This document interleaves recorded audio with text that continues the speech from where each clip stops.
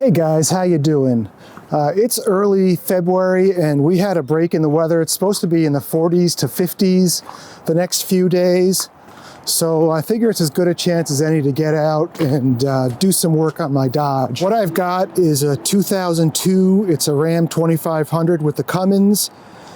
And I'm in Connecticut where they use a fairly decent amount of salt and spray-on salt. So unfortunately, the truck is starting to get pretty rusty. What happened was I was moving the truck around the yard and all of a sudden the brakes went probably 3 or 4 weeks ago, and it was just too cold and ridiculous for me to do anything about it. So I just left the truck parked where things happened. What the problem is the intermediate brake line from the front of the truck to the rear axle has rotted out and is leaking. And this is actually the second time it's happened on this truck. I had that fixed one other time. So what I've done is I've removed the liner here in the fender, and the line starts at this junction right here and goes to the back of the truck. And unfortunately, it goes between the gas tank and the frame rail to get to the back of the truck, as well as being underneath the truck.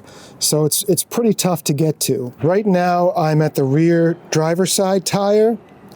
And if you look above, right here on the inside of the frame is a spot where the hard line from the front of the truck junctions with a brake hose that goes down to the rear axle, a flexible hose. We're on the driver's side, there's the rear tire, and if we just move up a bit here, and then we zoom in, this is the rubber line which I just cut. And then if you look over there, you can see that is the hard line which I took a compact tubing cutter and cut yesterday. There was a bracket in here that had the junction between the hard line and the soft line, and I just cut that off, and I'll show you that in a minute. You know, everything was so rusted together, you were never going to loosen that, so part of this project is going to be to fabricate a new bracket. What I'm trying to do now is there's a couple bolts down below here which go to this piece of metal, which I can't really figure out what the purpose of that piece of metal would have been, but it basically created a spot where this had like a 1/4 inch of rust all around it, because whatever that piece of metal was just, you know, rusting out to nothing. So I've got some PB blaster on one bolt over there. Hopefully I'll be able to get that loose today with either a tool to grab the head tighter, because my socket keeps stripping, or I'll just grind it off.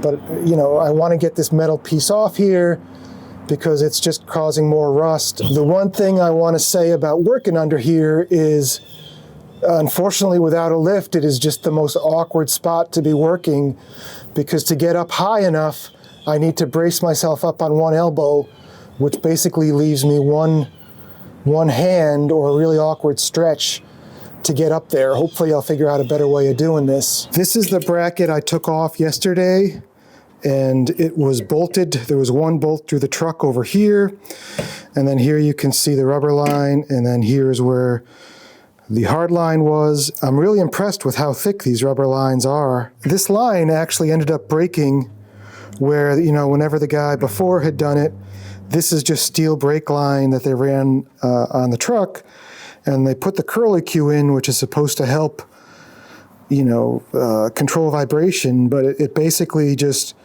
rotted out and broke right beyond the fitting there. So there's where I cut it. You can see the nice clean cut with the tubing cutter, and there's absolutely no rust or anything on the line. I learned about this nickel copper brake line, and I got a flaring tool, and I've been practicing flaring it. That's my double inverted flare right there. I got this brake line kit from SUR&R, which includes all these fittings, and then I forget if it was 25 or 50 feet of nickel copper tubing.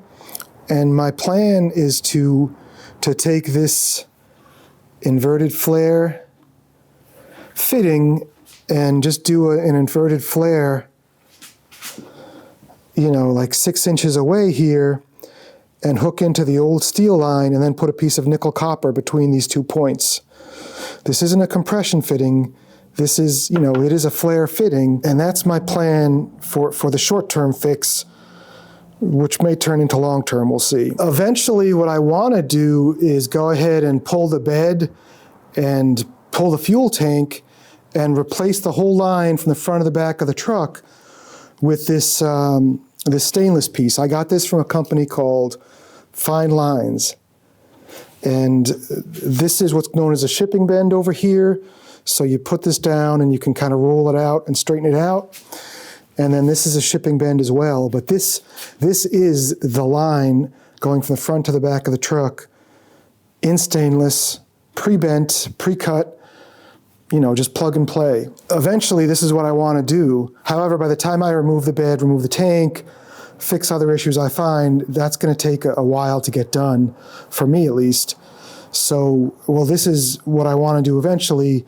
Right now, I want to just get the truck back on the road. So that's pretty much where we are right now. And I just wanted to put this up, number one, to track my progress on the repair. Number two, if there's anybody new to this, to just kind of show them the process that I go through to do these type of things. It's not that I'm an expert at this. I'm just a enthusiast. So you can just kind of watch me learn as I go, and maybe you'll pick up some ideas. And then finally, if there's any guys that have done this, you know, and have some tips along the way, I sometimes get some pretty good comments on the videos I make.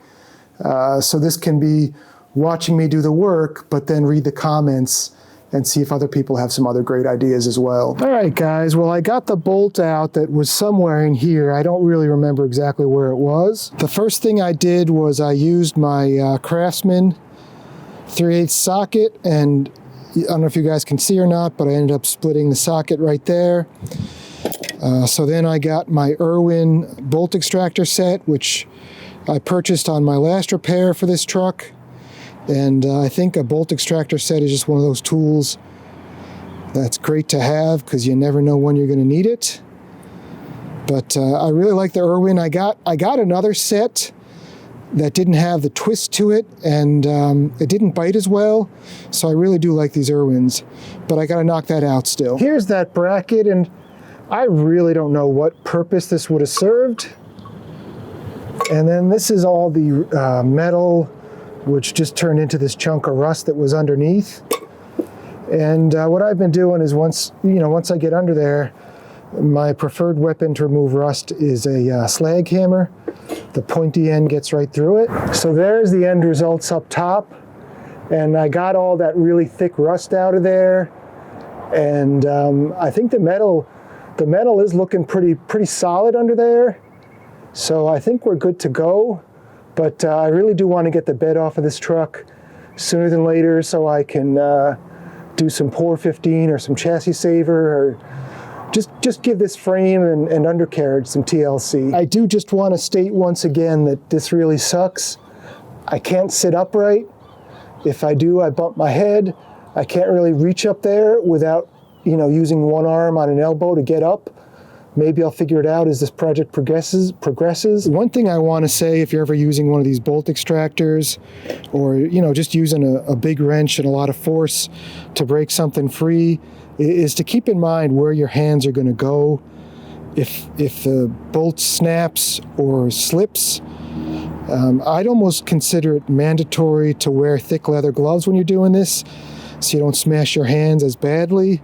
You know, when this thing broke, I bumped into the tire, and it wasn't bad, but I hadn't been thinking ahead about what I would do if it snapped, and I wish I had. All right, guys, well, I fabricated a new bracket here, and the dimensions I was shooting for the same, but they're pretty darn close.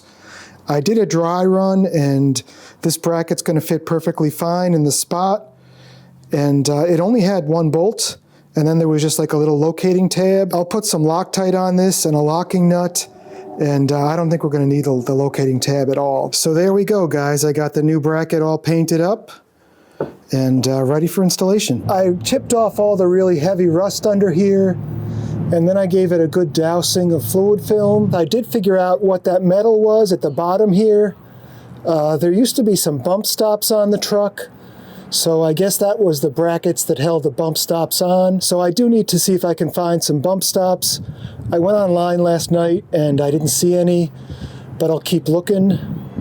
And if anybody wants to know what this area of the truck is supposed to look like, I did find a video about replacing brake lines with a pretty good shot of what that bracket in this whole area should look like if your truck is in, looks like southwestern United States.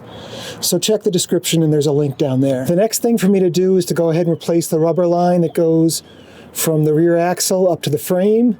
So what I'm going to do is just cut that vent hose as close as I can to the fitting there, loosen the two brake lines and see if I can get the new rear fitting in, and button things up. Hey guys, I ran into a bit of a snag yesterday when I was trying to remove the axle vent tube. It basically just stripped out. I kept getting larger wrenches until it finally, the wrench moved, but the vent tube didn't.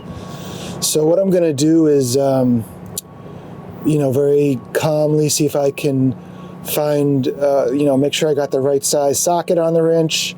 I might put some heat on the axle for a while before I remove it, and just take a deep breath before I go any farther, so I don't, do something I don't want to do. I am going to end up replacing the brake lines and the brake hoses back here. Everything got twisted when I took them off. I literally did just walk away yesterday. It was getting near the end of the day, and I just got tired of climbing under here, and I found the right tool, and it slipped. So we're just going to take our time today, and hopefully I can get that one vent tube out. All right, I got the axle vent out, and the weapon of choice was a bottle of propane, some thyme, and a pair of vice grips. I basically just heated around it for a while, and then clamped the vice grips on it and gave it a turn. And it took quite a bit of heat to get it loose enough. So the first time I tried to turn it, it wasn't hot enough. And then eventually I could do like a 1/16 of a turn at a time. But even then, once it started to cool down, it was tightening up again. So I had to reheat it. Once I got it maybe a 1/2 to 3/4 of a turn off, it was totally loose. But whatever was in the bottom there was, keeping it pretty tight. For what it's worth, I did wear a respirator, and I've actually got a fan pointing at this part of the truck to blow any fumes away. I just prefer to work safe, and even if it takes a little more time, than to breathe this junk in. All right, guys, well, I have all the new parts I need to redo the brake lines at the back of the truck, and I don't know if I mentioned it or not, but there's a company called Finalizing that makes pre-bent brake lines. You can get them in stainless or regular steel for the brake lines. So that's who I got these brake lines from. And it turns out I didn't realize, but part of the kit included, the braided hoses. So we're going to put those on as well.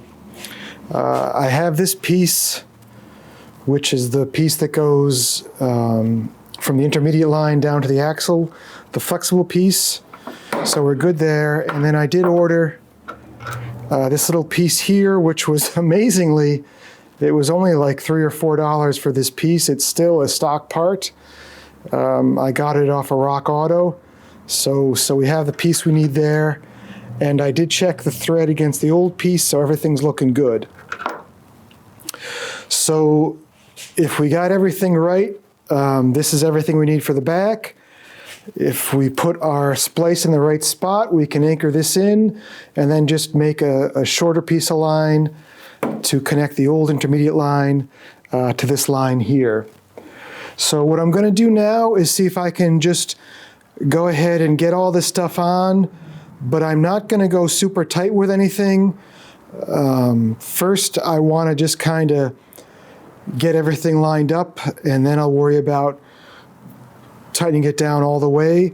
That way, if I need to move something or things just don't look right, I'm going to be okay. Okay, guys, so where we are now is I got the brake lines on the rear here Everything's installed. It's not tight yet, but I got everything in. I did have to tighten the vent from the axle there because it's a fixed position. So to get things where they needed to be, I did tighten the vent.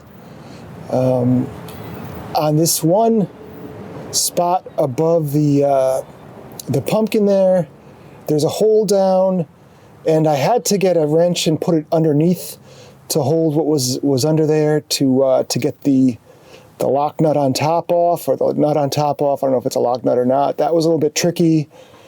And then there was one other thing here that I just took a chisel type thing and pried that up. So, you know, there we go, there's the other end. But everything's in now, it's just not tightened. So what I'm gonna do next is go ahead and remove the banjo bolts and go ahead and connect the what was the rubber lines and now are braided stainless lines. And you know, I'll probably tighten those up all the way. And then I can just go through and make sure everything looks good, nothing's rubbing, and give a final tighten to everything on the axle. As I'm sitting here, you know, it's been days, it's actually been weeks since I was on this project, but I just want to say again that this is really an awkward position down here, and I'm not sure I would have done better 20 years ago, but really awkward positions.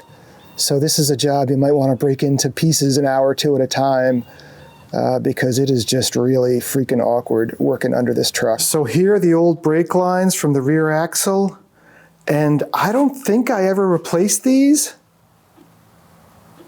or had anybody replace these for me, but they are definitely coated lines, so I just don't know. I know there was one point where I had somebody else replace the intermediate line, and perhaps they replaced these lines as well as part of that repair. It looks like when you buy these rear brake lines, the line and the hose come as one assembly, both for the driver's side here and the passenger side. There's no joint between the two, which kind of had me confused because with the stainless ones, they gave me the stainless line, which then had a connection to the stainless brake hose. One other lesson I learned so far, if I was gonna bend my own brake lines, which I never have, is I would actually bend the new line before I took the old ones out, because it looks like these were so rusted in, I ended up twisting things all over the place.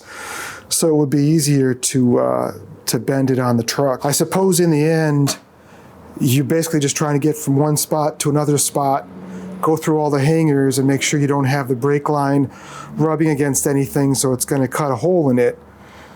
So I think it's not the end of the world if you don't get it exact, but again, I've never done it. These lines are sporting a double flare. Okay guys, so I went ahead and tightened up all the brake lines, the final amount, and I tightened up the vent over there on the axle.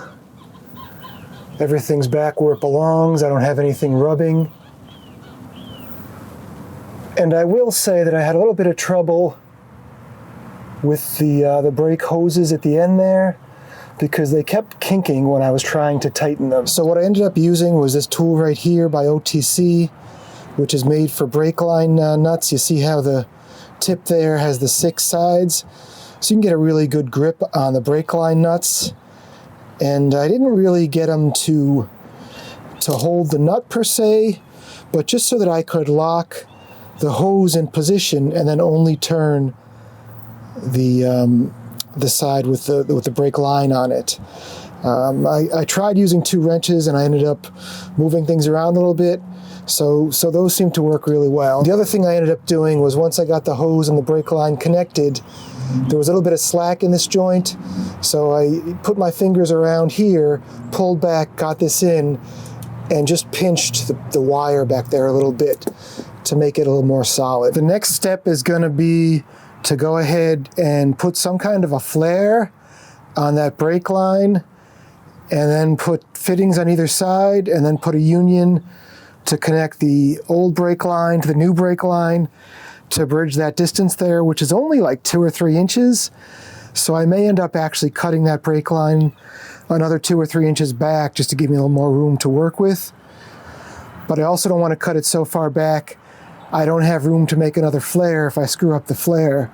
I've been practicing flaring using the nickel copper line, but that is a steel line, and it's also got like some kind of polymer coating on it, which I think you have to scrape off before you flare it. And I just want to make sure I get it right before I run out of brake line. So that's what we're going to hit next, and hopefully the next shot is going to be some form of a connected brake line and brake hose.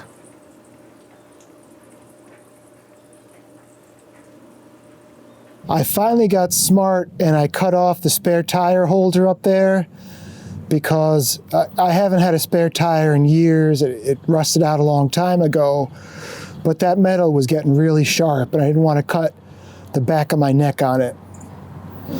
I did discover a way to work under here sitting upright, and if I just put my legs through the axle and sit straight up, and then I can kind of lean my head against the back of the support there, that gave me enough of a position to sit in where I could use 2 hands. So there is the end result of about 2 hours worth of frustration, and I initially just flared the brake line right where it was just to see if I could pull it off. And after 3 tries with my SUR&R tool, I just went to an old style flaring tool and flared it there. And I think I'm going to just quit where I'm ahead and just go with where that flare is, because I don't want to chance having to make a second flare again. So what I'm going to do now is there's going to be a union there, but then I'm basically going to just fab up a circle of brake line that I can attach to the old line and then to the rubber line there, and connect those 2 pieces, and then just see if I can find a way to make sure everything's in there so it's not going to get damaged. Man, it was really awkward, and I would say it took me about 2 hours to get it done. And what doesn't kill us makes us stronger. Initially, I tried using this SUR&R flaring tool, and I'm not really sure if the issue was the line under there is that poly armor line. It's got like a PVC coating on it, and I'm not sure if the problem was the brake lines were slipping in the dies. This has the longer dies, so maybe they were just slipping in that.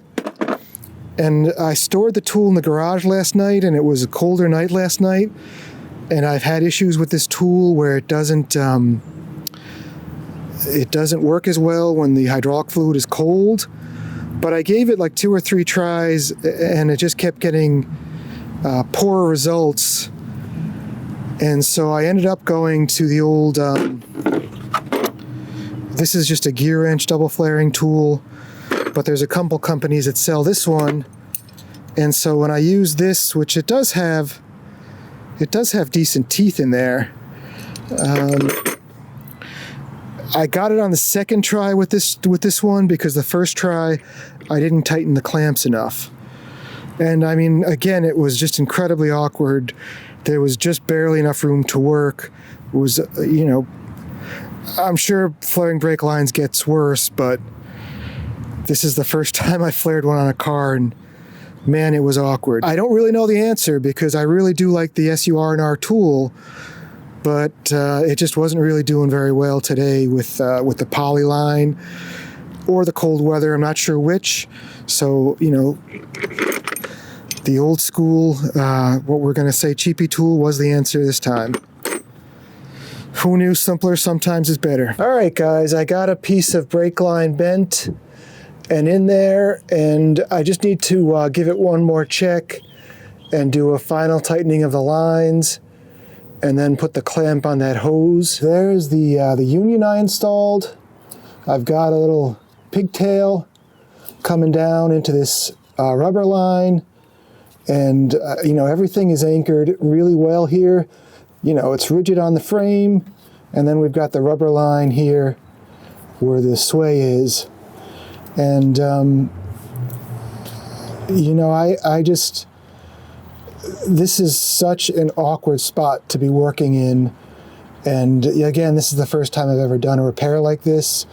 So maybe it's more the learning curve, but it's just so hard to find a way to use two hands at the same time under here. All right, guys, I topped off the reservoir. Now is as good a time as any to go ahead and replace the bleeders, put a little bit of anti-seize on them, and then I left them open a bit, so hopefully while I go eat lunch, we're gonna go ahead and start the gravity bleed process. All right, guys, I got a funny story to tell, which hopefully is going to give you the courage to follow through with your dreams of replacing your brake lines. So I was using my Mighty Vac vacuum pump to pull suction on the bleeders. I opened the bleeders there, put it on, and I thought I could just suck the air all the way through. I started on this side because it's the farther side.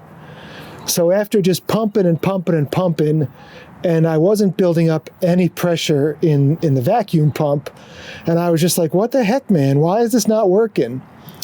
You know, after what probably was 10 minutes of pumping that thing, it started to build pressure. I got some fluid to come out, but there was just a ton of very fine bubbles coming out.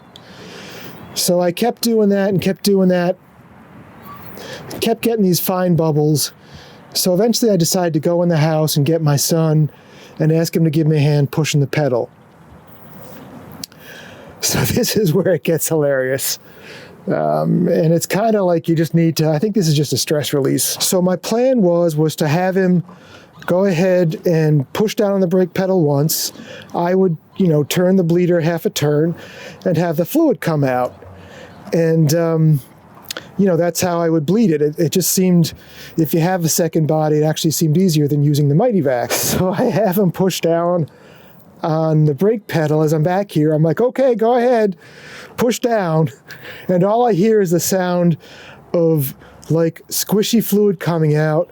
And on top of the rear axle and at this junction right here, I just see fluid just not really spraying out, but just dripping out, you know? And I just thought it was hilarious because here I was thinking I was, you know, God's gift to auto repair, and and there was fluid leaking all over. So what I actually ended up doing is I had been using just regular wrenches to tighten down all the fittings. So you know, I do have line wrenches as well. So I went in the house and got my line wrenches, and I tightened up those two fittings. And it took me 2 tries to get them tight enough, but the brake pedal is completely hard now. I checked the lines I did with the nickel copper line, and I think part of the problem is the nickel copper is so soft it seals better, whereas the stainless lines are, you know, stainless, which is a pretty hard metal, and they don't seal as well. I see a drip right there, but that drip is just from what was there coming down. That's not a new drip. But I will definitely, you know, test this out around the house, around the driveway before I go on the road.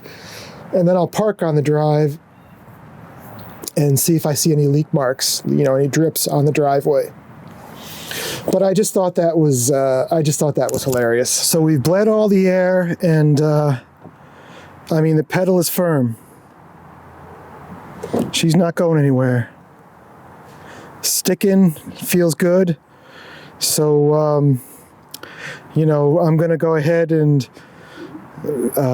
take it up and down the drive a few times very easily and just make sure things are doing what they're supposed to be doing. And I did top off the master cylinder, so the fluid level is right here. And I made sure to put the cap back on too. One thing I try to do when I'm doing these repairs that are going to take a while is make sure I keep a battery maintainer on the battery, so whenever I do finish things, I don't end up having a dead battery. Now obviously if I was working on something electrical or near something electrical, I wouldn't use the maintainer, or I would unplug it while I was working on the area. I guess so many times in the past I forgot to use the maintainer and then went to start the truck and the batteries were dead. I try to do it as a proactive thing rather than reactive now.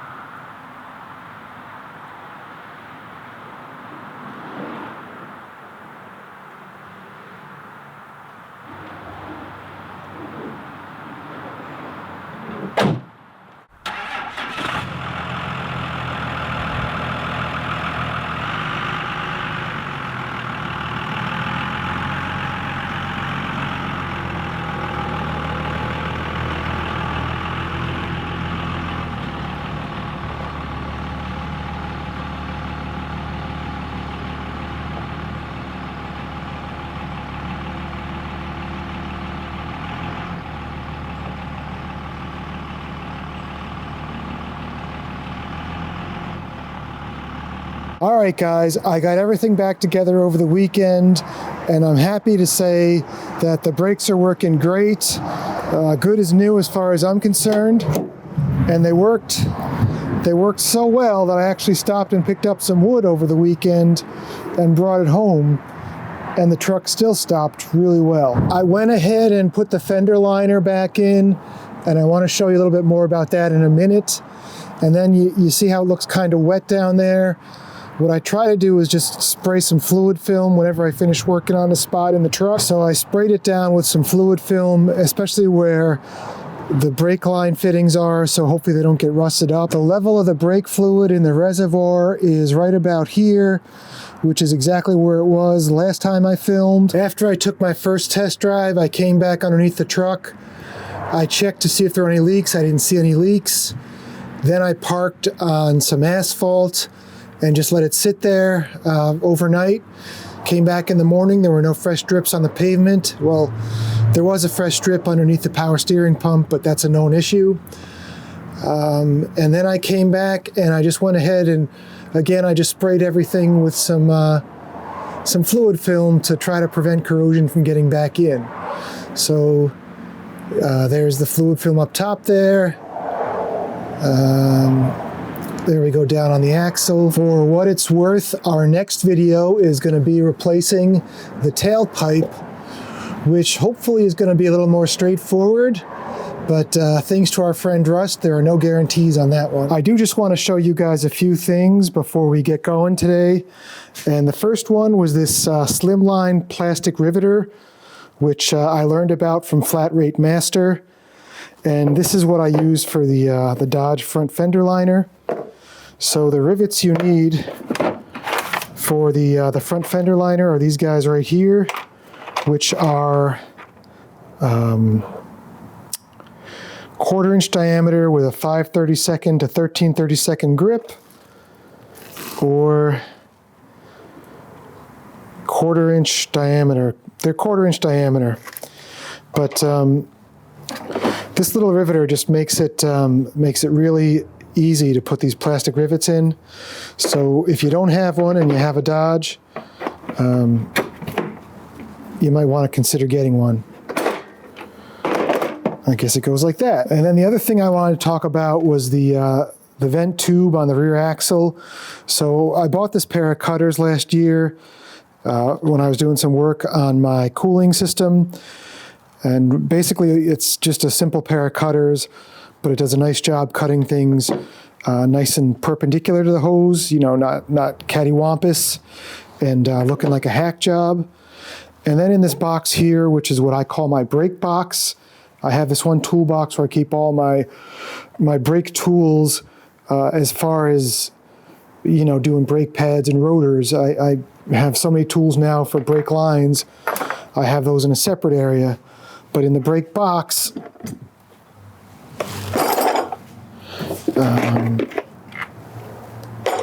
you know, I did get this ultimate brake bleeder removal tool from SUR&R, and that's where I got those 2 bleeders from. So it's got a nice assortment, and on my Dodge, this was the one I used, which was a 3/8 24 bleeder.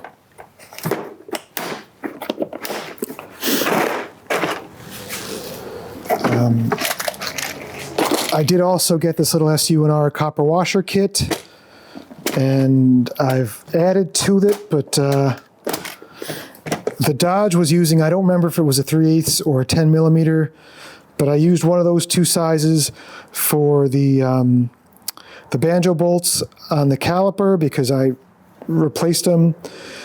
And this is a nice little kit because I usually, have some form of anxiety whenever I go buy brake lines or calipers that they're not going to include the washers. So now I'll have a nice set of washers whenever I need them.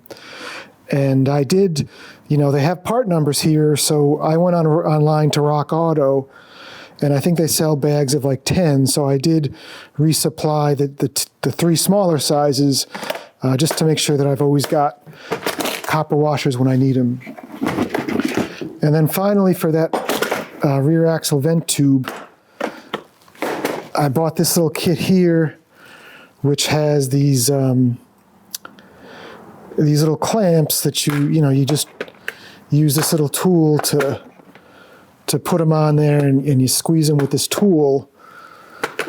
So basically, when you replace the hose or cut the hose shorter, it's got a factory look. So, the kit cost a few dollars, but, for the rest of my life, whatever car I'm working on, I'll have the parts I need to put the hoses back neatly. And again, it's got all the part numbers you need if you want to order replacement parts. So I will go ahead and put as many of the links to this stuff on Amazon as I can find. If you want to support the channel, I would get a small commission if you purchase some of these items, and it would be appreciated if you went to Amazon and did that if you want some of this stuff. Right over here is where I had the mat, and you can see the grass is just starting to come back. It probably took me about a month and a half, close to 2 months, between ordering the parts, figuring out what I wanted to do, and then having decent weather to get everything done. I got it done, and in the end, that's really all that matters. I got it done, I learned a ton, and I had a lot of fun. All right, guys, well, that's pretty much gonna wrap this one up, and the Dodge lives to fight another day. This is a 2002 Dodge Ram 2500. I think I bought it in the summer of 2002, maybe fall, and it is now spring of 2022. So I have owned this truck for 20 years, just about 20 years now. And maybe they make them better now. They certainly make them more powerful, but I really love this truck. Love my wife more than this truck, but I do love this truck quite a bit. So thanks for watching, guys, and I look forward to seeing you soon. Take care.